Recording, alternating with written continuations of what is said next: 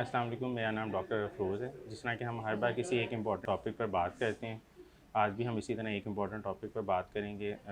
जो टॉपिक है वो है कॉन्स्टिपेशन यानी कि कब्ज़ हो जाना। ये बहुत इम्पॉर्टेंट टॉपिक है क्योंकि इस तरह के जो कॉन्स्टिपेटेड मरीज़ होते हैं, यानी कि कब्ज़ जिनको ही होती है, वो हमारे माशरे में काफ़ी ज़्यादा लोग होते हैं और एक से दूसरे बंदे को ये मसला पाया जाता है। डिफ़िकल्ट इसलिए है क्योंकि इसकी कॉन्स्टिपेशन की या कब्ज़ हो जाने की कोई डेफ़िनेशन किसी को एग्जैक्टली पता नहीं। तो आज इसलिए कॉन्स्टिपेशन क्या है या कब्ज़ क्या है, इसकी मैं आपको एक सिंपल सी डेफ़िनेशन या तारीफ़ जो होती है वो बताऊँगा।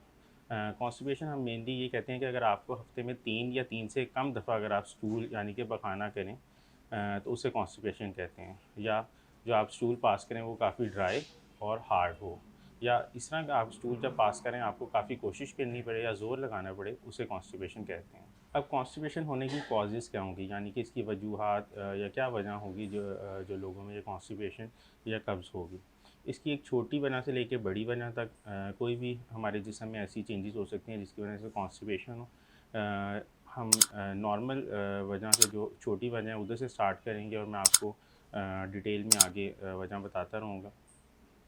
इसकी पहली वजह ये हो सकती है कि अगर हम पानी पिएँ, यानी कि डिक्रीज़ वाटर इनटेक अगर हमारा हो, तो उस वजह से भी कॉन्स्टिपेशन हो सकती है। सेकेंडली, अगर हमारी डाइट के अंदर फ़ाइबर की मिकदार कम है।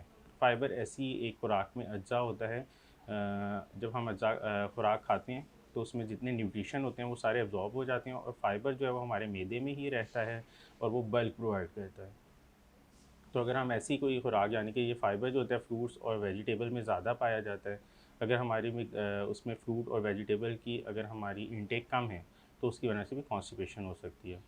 और थर्ड चीज़ इसमें आएगी डिक्रीज़ फ़िज़िकल एक्टिविटी, यानी कि हम रोज़मर्रा की ज़िंदगी में अगर हम कोई एक्सरसाइज़ या ज़्यादा चलना फिरते नहीं हैं और एक ही जगह बैठे रहते हैं या खा कर लेट जाते हैं, तो उस वजह से भी हो सकती है।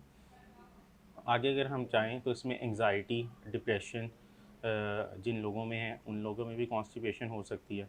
कुछ इस तरह की आंतों या मैदे की कुछ इस तरह की बीमारियां हैं जिसमें कॉन्स्टिपेशन हो सकती है, जिसमें आंतों की टीबी हो सकती है, या किसी मैदे में या हमारी आंतों में कोई रसोली हो, या कोई इस तरह की किसी चीज़ की वजह से ब्लॉकेज हो रही हो, इंटेस्टाइनल ब्लॉकेज, यानी कि कोई कैंसर या किसी भी रसोली की वजह से जो हमारा स्टूल का रास्ता है उसमें ब्लॉकेज आ रही हो, उस वजह से हो सकती है। कुछ हार्मोनल इम्बैलेंस होते हैं, जिस तरह के थायराइड के पेशेंट में कॉन्स्टिपेशन हो सकती है, शुगर के मरीज़ों में जिनमें हार्मोनल इम्बैलेंस होता है उसमें शुगर हो सकती है।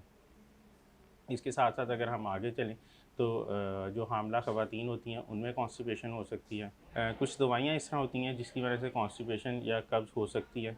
अगर हम कोई ऐसी हमारी बीमारी है जिसकी वजह से हम कोई ऐसी दवाइयाँ ले रहे हैं जिसकी वजह से कॉन्स्टिपेशन है, तो वो भी एक वजह जो हम दवाइयाँ ले रहे हैं वो भी बन सकती है कॉन्स्टिपेशन की। और इसके साथ ही अगर हमारी ज़िंदगी में बहुत ज़्यादा स्ट्रेस है, यानी कि अगर हमारी बहुत ज़्यादा परेशानियाँ हैं, तो उस वजह से भी कॉन्स्टिपेशन हो सकती है। अगर हमें ज़्यादा देर तक कॉन्स्टिपेशन रहती है, तो इसकी वजह से कॉम्प्लिकेशंस क्या हो सकती हैं, मतलब कि इसके क्या नुकसान आते हैं। तो अगर ज़्यादा देर तक कॉन्स्टिपेशन रहे, तो आंत का जो सबसे आखिरी हिस्सा होता है जहाँ से कि हम स्टूल को जिस्म से बाहर निकलता है, वहाँ पे ज़ख़म हो सकते हैं, जिसको हम साइंटिफिक ज़ुबान में एनल फिशर कहते हैं। ये ज़्यादा ज़ोर लगाने की वजह से या हार्ड या ड्राई स्टूल की वजह से हो जाते हैं, जिसकी वजह से जब भी आप स्टूल पास करेंगे आपको आंत के निचले हिस्से में दर्द होती है। दूसरी इसमें हेमोराइड्स यानी कि बवासीर हो सकते हैं, पखाने के साथ आपको खून आ सकता है। तीसरी चीज़, अगर आपको बहुत लंबे अरसे से कॉन्स्टिपेशन है तो आंत का जो आखिरी हिस्सा है वो जिस्म से बाहर आ सकता है, जिसको हम साइंटिफिक ज़ुबान में रेक्टल प्रोलैप्स के। अब ट्रीटमेंट की तरफ आते हैं। कॉन्स्टिपेशन यानी कि अगर आपको कब्ज़ है तो उसकी ट्रीटमेंट क्या होगी।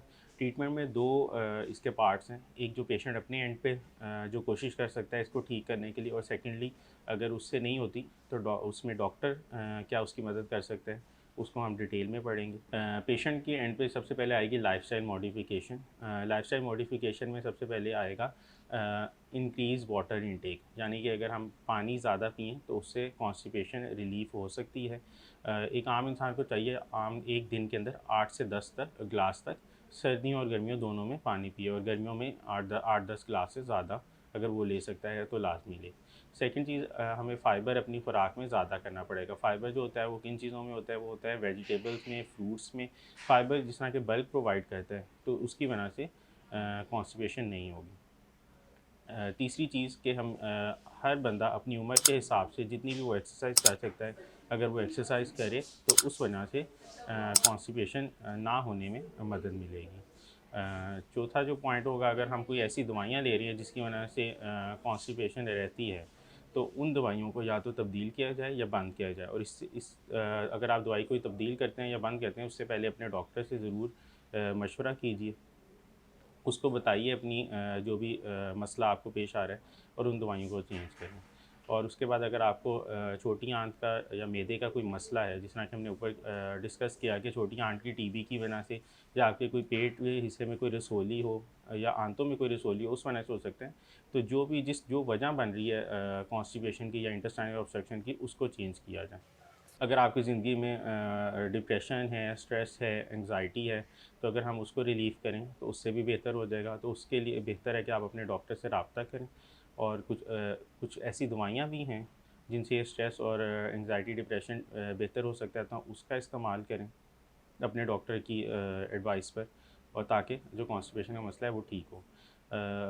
इन द सेम ये पेशेंट जो है वो खुद कर सकता है। सेकेंडली, अगर आपकी भी इन सारी चीज़ों से जो आप लाइफस्टाइल मॉडिफिकेशन करते हैं उनसे ठीक नहीं होती, तो आप अपने डॉक्टर के पास जाएँ। कुछ ऐसी दवाइयाँ हैं जिनसे कॉन्स्टिपेशन जो है रिलीफ़ होगी, वो आपका डॉक्टर आपको बताएगा, और आपको उसका रेगुलर इस्तेमाल से लाज़मी आपकी कॉन्स्टिपेशन में बेहतर हो जाएगी। इसके साथ ही मुझे डॉक्टर अफरोज़ को इजाज़त दें, और अगर आप इसी तरह की इन्फॉर्मेटिव वीडियो देखना चाहते हैं तो महमूद हुसैन फ़ाउंडेशन के पेज को लाइक और सब्सक्राइब करें, और मेरी वीडियो को ज़्यादा से ज़्यादा शेयर करें। शुक्रिया। अल्लाह हाफ़िज़।